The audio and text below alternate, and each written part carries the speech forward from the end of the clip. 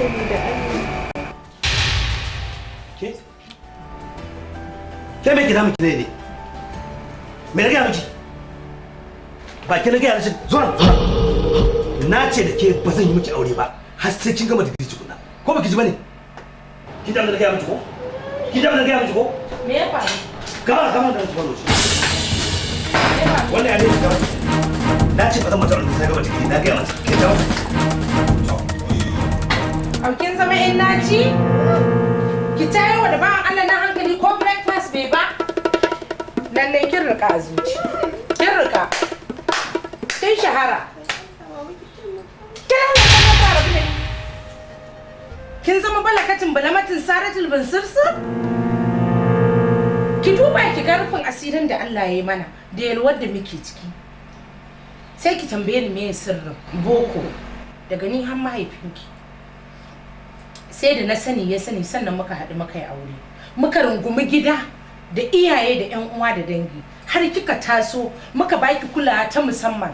Kika samu cikakkiyar tarbiyya, ingantacciyar nutsuwa. Sannan kuma yanzu mu je mu aurar da ke? Zan so jikoki na in gansu a cikin yalwa da taimakon Allah da taimakon Muhammadu Rasulullahi sallallahu alaihi wasallam. Ba kullum in ganki kin shigo kin min sallama gaba na ya fada in fargaba ba. Magana aure babu. Ki je ki samo kwali tukunna. Digiri digirgir. Kashin farko sai in miki aure.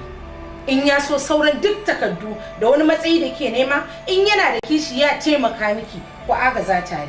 Amma magana aure babu. Na gaya miki. Kin riga a zuci? Yarinya ba ki da kunya ba ki da ba kya jin maganar da mahaifinki yake gaya miki? Karfe nawa yanzu gashi bayan Allah nan bai karya ba. Kin tayi mai da hankali ya tafi office. Ki san kanki tukunna. Lokacin da na damu nake kwakwan boko da dictionary nake matashi. Har na san me a nan na san A na san Z.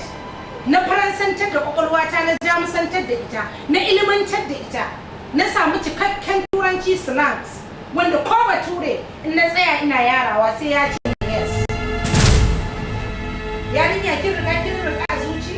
Zan bata min lokaci ni ban yi breakfast ba, abban ki bai karya ba ya fita.